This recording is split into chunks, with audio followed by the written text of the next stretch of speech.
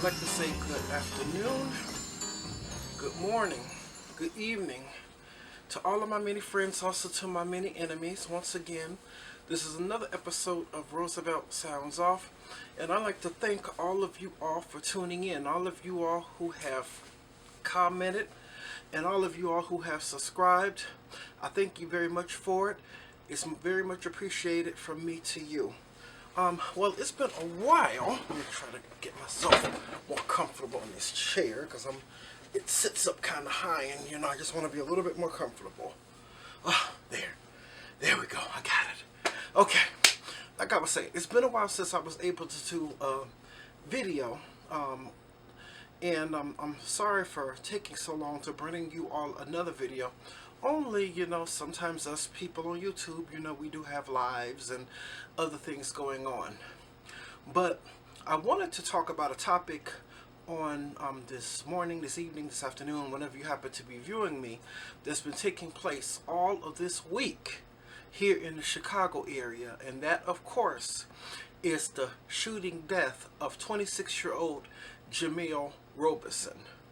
Now, this happened on last Saturday night at one of our South Suburban lounges called Manny's Blue Room Lounge, and he was actually a security guard there. And what happened was that there was a fight in the bar, and I guess he put some people out and everything, and then as soon as he put some people out, like a few minutes later, they come back with a gun and start firing. And I know some people did get shot, like 4 people got shot or whatever. And I know he had went down into the parking lot and held one until the police got there. And he had, I guess, a gun on him or something, just trying to hold him for the police. And this took place in Robbins. And when the police came, Robbins police came, it did a Midlothian officer showed up. Midlothian officer lets me know that he's far out of his jurisdiction and going someplace where he didn't belong, but that's par for another course. And according to what witnesses say, they said that he came in yelling and screaming and everything at people, and then he went inside with his service pistol and jumped on top of the bar and waving it all around and everything at people, threatening people. And then he goes to his car and gets his AR-15 and actually kills this security guard.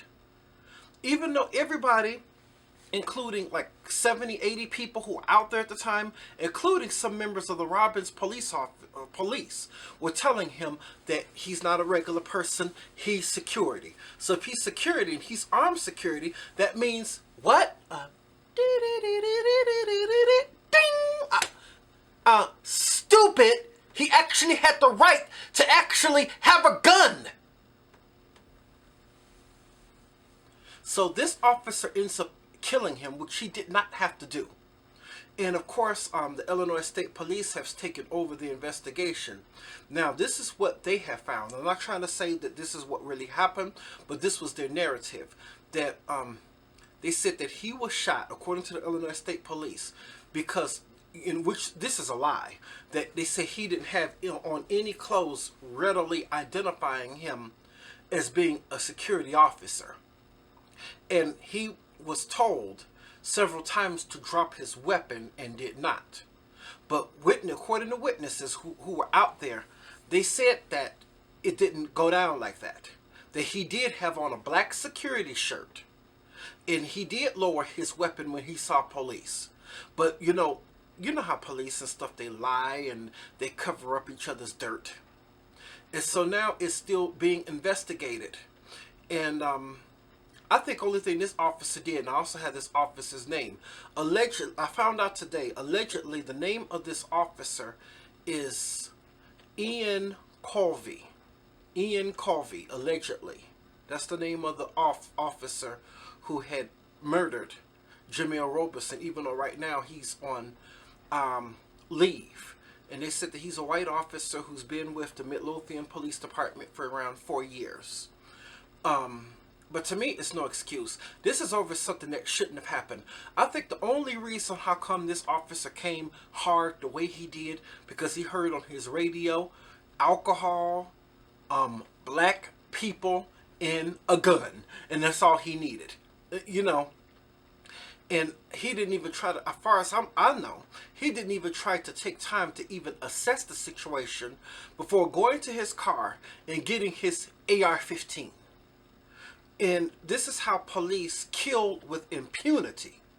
I mean, we're living in a day and time where us or something, you know, we could be killed almost for doing anything or doing nothing. But yet someone like a mass murderer like Dylan Roof, after he killed a whole bunch of people in a church in South Carolina, when they arrest him, they go and take him to a Burger King and get him a burger. It just goes to show you that racism and white supremacy is still going on within this country. So there have been protests against the Midlothian police at the Midlothian police headquarters, and someone the other day poured blood on the stairs of the Midlothian Police Department, symbolizing that the Midlothian Police Department has blood on their hands. This is crazy. And I don't know how come a Midlothian police officer involved himself in Robbins Illinois' business. That's something, you know, I'm not quite getting right there. That's out of his jurisdiction to even come over there anyway, because this bar is in Robbins, Illinois. It's not in Midlothian. You know, this kind of stuff needs to stop, or else the people are going to rise up. I mean, sure, sooner or later something, I think that they should pour more than blood on those stairs in the Midlothian Police Department. It needs to be something a whole lot deadlier than that. You know, this is all just crazy.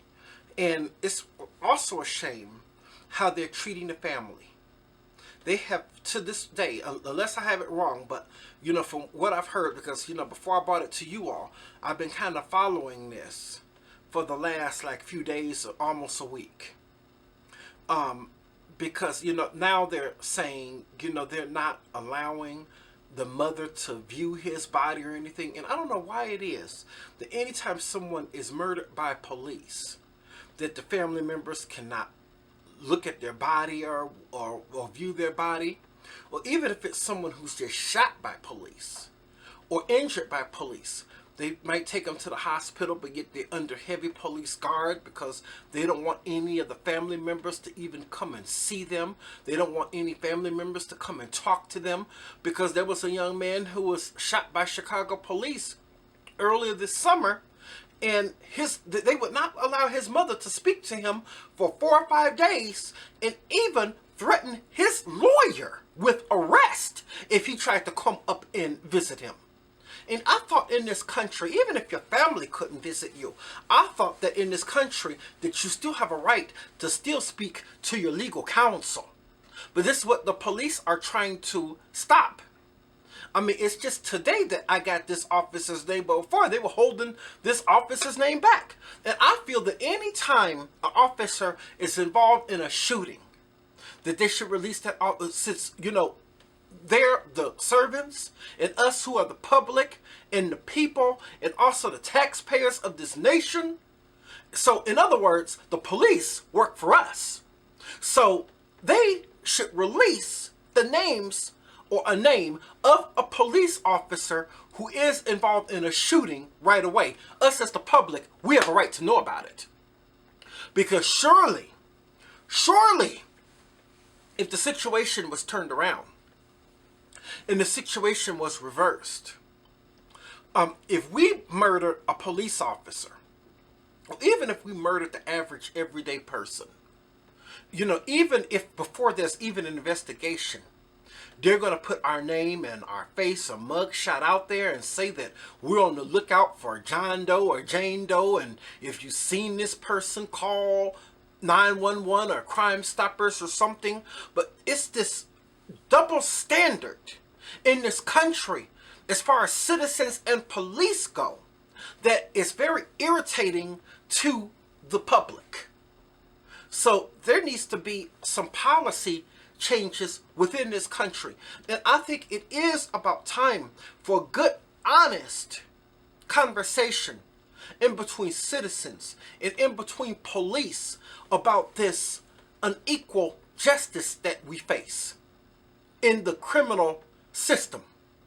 I'm almost to the point that I'm not going to call it the criminal justice system anymore. I'm just going to say the criminal system, because as long as we have these unequal laws, there is no justice. As long as someone like that rich kid down in Texas who had murdered some people and done a whole lot of other kind of crazy stuff, who was white, stood before a judge, and the judge told him that he wasn't going to put him in jail, or, his lawyer argued a case of affluenity, or whatever it's called, that he didn't know right from wrong because his mother and father raised him to be, rich and everything, and he was affluent and affluenza. That's what it's called. So he had a case of affluenza. That's why he committed these crimes. And I can't believe a judge or the jury actually went for it. But yet, if it was somebody who was black, they would want to lock us up even if we just spit on the sidewalk. It's unequal justice to where, even if it's that shooter who shot up Waffle House, who was white, in Tennessee earlier this year, was handled so nicely and with kid gloves. But yet, in another Waffle House in Alabama, a black woman decides to come in and, I guess, cause noise. And I talked about this earlier this year. They said that she caused a disturbance. She gets called, the police called on her and thrown to the ground by police so hard that her top flies off, and then her breasts are exposed. This is not an equal justice system. I can't believe that in this country, how hypocritical we really are. We always want to put down, communist countries and even third world countries. But yet we have a evil, draconian, so-called criminal justice system, harder than any other kind of justice system any other place in the entire world. That's how come here in the United States, because of these unfair sentences, and especially unfair sentences against minorities, there are more people, whether they be mostly black, but also white and Hispanic also, that are locked up here in this country more than any other country in the entire world. This is the only country that imprisons most of its citizens. No other country has done this. Not North Korea, not China, not Iran, not Iraq, not even Saudi Arabia. And a whole lot of these other countries have much more stricter laws than what we have. But we are the ones who lock everybody up in this so-called land of the free. It's about time that we had a talk with politicians, with police, and whoever is in charge about this unequal, so-called criminal justice system. That's what we need to do. It should not, I believe that, it should be equal rights for everyone. Not just equal rights for one kind of set of people, but equal rights for everyone. No matter what your color, whether you're black, white, yellow, red, polka dot, zigzag with stripes. It should be one justice system and one kind of justice for all. So right now, that's where I'm going to leave it. And I do dedicate this video to the memory of Jemel Robeson. And I do have to say that I dedicate this video to his memory, and my prayers and condolences go out to his mother and his family, even his children, because his life does matter to me. And he definitely was a hero that night, because a whole lot of witnesses have said, according to witness accounts, that if he wasn't there, if he hadn't done some of the stuff that he did, more people could have got shot, more people could have died. So actually, he was a security guard that saved lives, and he was actually a church organist. Or, he was a musician for churches. So in other words, this was not a thug. This was definitely not a nut. But yet he gets shot anyway. You know, I get some stuff because of so many of us who are black that, you know, or we go along with this stupid narrative that, you know, society tries to tell us. As long as you stay out of trouble, as long as you keep your nose clean, as long as you work hard, then you'll never be the victim of crime. You will never be poor. You will never have a problem with police. You know, this is the kind of stuff that black conservatives like Larry Elder tried to sell to us. But we see that by this story, in what has happened here in the South Chicago suburbs this week, that narrative that Larry Elder and other black conservatives and even white conservatives of the Republican Party that is trying to sell to us is an outright lie. And it's a lie from the pit of hell. As far as I'm concerned, he ended up the same kind of a way as a Mike Brown or Trayvon Martin or anything like that. He still ended up shot by the police. So at this point, sometimes I say, why go out? Why try to do good? Why try to work so hard when you're only going to be just a victim in the first place? And the worst part, you know what the whole irony of this whole thing is? He was actually studying to be a police officer. So he goes and gets killed by the same people that he wants to be a part of. Think about it. But yet the chief of the Midlothian police, and I quote him, said, well, you know, this is just a case of some friendly blue on blue fire. It was blue on blue fire. No, it was blue on black fire. That's exactly what it was. Let's sit up and let's not lie. Let's not cover this thing up. Let's not change it. Let's not rearrange it. Let's call it exactly what it is. It was blue on black fire. That's all this Officer Ian Colvey, allegedly heard was black people are drunk with alcohol, gun. That's all he needed to hear. And he comes rushing in like a bull in a china cabinet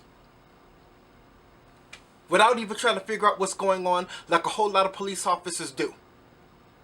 There was even a love song back in the 50s by the late Elvis Presley that said, some folks say only fools, and again I say, fools rush in. But this is what many police officers do. They run on into a situation and they start cursing at people, start throwing people on the ground, and don't even try to figure out what is going on before they act. But yet, because of when they do this kind of stuff and not trying to get all the facts first before they decide, then somebody ends up dying. This is a shame, and this needs to stop in this country.